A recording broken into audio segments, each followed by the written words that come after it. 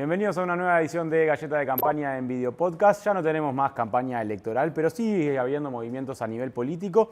Y en estos pocos meses, en estos 3 meses de gobierno, ya tuvimos varios episodios que derivaron o en renuncias o por lo menos focos de conflictos dentro del gobierno que tuvieron un patrón común, que fue la forma en la que la procesó el presidente Yamandu Orsi. 4 casos concretos que demuestran una especie de modus operandi del presidente, que es tomar distancia y cuando ya se pronunciaron sus aliados, desde la distancia poder marcar la posición. El caso más reciente fue el de colonización, donde incluso a pocas horas de que el MPP hubiera dicho, y el propio presidente de colonización hubiera dicho que no era necesario renunciar a su condición de colono para integrar el directorio del organismo, el presidente Orsi fue claro y dijo, tiene que dar un paso, no puede ser las dos cosas. Lo mismo había hecho con otros casos sonados, como el de Cecilia Cairo.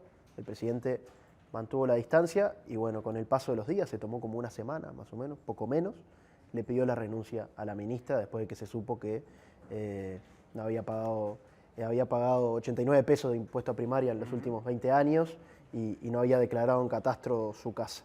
Lo mismo con Alejandra Koch, un caso del que no se pronunció y que lo terminó resolviendo la ministra de Transporte, aceptándole la renuncia a la vicepresidenta del puerto. Y el último fue el caso de Rodrigo Arim, que fue incluso más evidente esto que estoy contando, porque saltó el caso de Arim en el programa La Pecera con Orsi en un acto público. Y cuando le fueron a preguntar dijo, no estoy en ese tema, entiendo que Arim va a dar una conferencia. Y bueno, y el tema se laudó en ese ámbito. El presidente no tuvo que pronunciarse en caliente sobre el caso. Sí, lo que decías también, pasó algo similar en el caso de colonización, le quisieron preguntar y él no quiso dar declaraciones en ese momento, pero me parece importante también lo que mencionabas al principio, vinculado que este modus operandi, esta forma de procesar los conflictos dentro del gobierno, también le han llevado a quedar en la otra vereda al MPP, ¿no? Porque pasó claramente con el caso Cairo, en el que todo el MPP salió primero a defenderla, y bueno, como sabemos, la resolución final fue que la ministra dejó el cargo. Y lo mismo en colonización, ¿no? La primera reacción era de defender lo hecho por el presidente o este diferendo constitucional, y luego salió a marcar una postura que claramente iba en contra de lo que sus correligionarios de sector se habían expresado. Que no es menor en un gobierno en el que el MPP tiene una bancada muy grande y una fortaleza grande, y viniendo de ese sector, Orsi en estos casos se quedó del otro lado.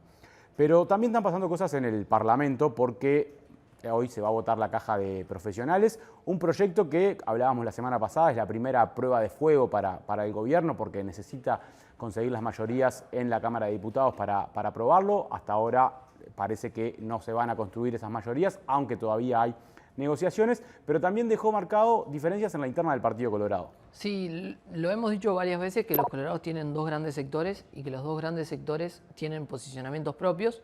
Lo extraño en este caso fue que los colorados decidieron, en lugar de posicionarse en el Parlamento, ir a la casa del Partido Colorado y posicionarse en el Comité Ejecutivo Nacional. ¿Pero qué fue lo raro? Bueno, que para esa sesión del Comité Ejecutivo Nacional convocaron a los legisladores y los 2 que estaban participando en esta discusión de la caja de profesionales dijeron, bueno, nosotros no podemos ir porque estamos negociando y a esa hora hay comisión. Y quienes salieron a hablar fueron el secretario general Andrés Ojeda con el diputado Felipe Schipani, que son los 2 del sector de Ojeda. Y se generó un problema porque los comentarios que hicieron no fueron alineados ni coordinados con los diputados que estaban interviniendo, lo que hizo que estos 2 diputados, Conrado Rodríguez y Adrián Yuri, salieran por la suya planteando sus discrepancias y generando todo un ruido que lo que vuelve a mostrar es que la coordinación entre Ojeda y Pedro Bordaberry, que de alguna manera es el líder de Todo Vamos Uruguay, no está fluyendo bien.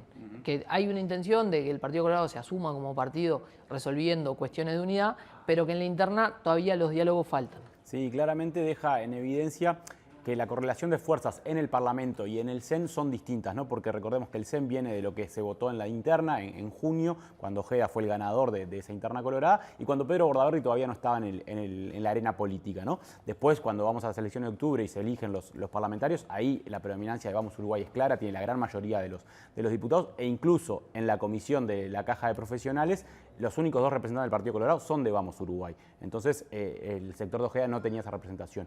Y también un poco lo que molestó es que la declaración del CEN Colorado fue muy tajante en momentos en los que se estaba negociando. Entonces eso también ponía un poco de... complicaba un poco el terreno para la negociación, que todavía sigue en curso y que veremos qué pasa cuando llegue al Senado, que va a arrancar ya el jueves a tratarlo. Sí, en este momento sabemos que la moneda, como quien dice, está en el aire porque todos los partidos han convocado y le han pedido de una manera muy exigente a sus legisladores que hoy estén en sala durante toda la jornada para la discusión, porque cualquier voto que falte puede cambiar la votación. Lo acordado, por lo menos previamente, es que el proyecto avance, o sea que se vote en general, y luego los puntos más polémicos, que la oposición los rechaza, esos son los que en principio no están los votos, salvo que haya algún cambio ahí a último momento. Pero ¿qué es lo que están pensando ya en el Senado? Que es donde van a tener que resolver cómo se hace el arreglo de la caja, ¿no? Entre comillas, de alguna forma, y es a partir del jueves, salvo el próximo lunes, que van a ir Frati y Eduardo Viera a dar explicaciones sobre la compra del campo. Esa es la única actuación que va a tener el Senado durante los próximos 10 días, que va a ser el tiempo que va a dedicar para dedicarse a la discusión de la caja de profesionales. Exactamente, recordemos que todo esto se da en un contexto en el que la caja ya notificó formalmente que en julio se queda sin plata para pagar las obligaciones o para cubrir todas las obligaciones que tiene que pagar, entonces hay un tiempo necesario para aprobar esta reforma y este rescate. Y a medida que pasa la caja de profesionales al Senado, ingresa la rendición de cuentas a diputados, que también va a generar otro tipo de disputas, porque va a haber una guerra de relatos de alguna forma. Sí, ahí en la guerra de relatos ya los blancos se estaban preparando para defender principalmente al gobierno de la calle Pou, los colorados también van a hacer lo mismo, y Cabildo Abierto también tiene que posicionarse. En la rendición de cuentas todo el debate, creo que ya lo hemos comentado, pero va a ser también durante la sala, o sea, cuando estén ahí en el plenario, exactamente, y no en comisión, porque en comisión en realidad el proyecto de rendición de cuentas es sencillo, va a llevar un solo artículo en principio, salvo que se quiera agregar un segundo, pero no es más que eso. Lo que pasa que sí, que después cuando estén en sala, cada uno va a defender y va a plantear como que, este fue el punto cero de partida del gobierno de Yamandu Orsi. Exactamente, veremos cómo se resuelve cómo se da esa guerra de relatos. Hasta acá una nueva edición de Galleta de Campaña en Video Podcast. Nos reencontramos el próximo miércoles.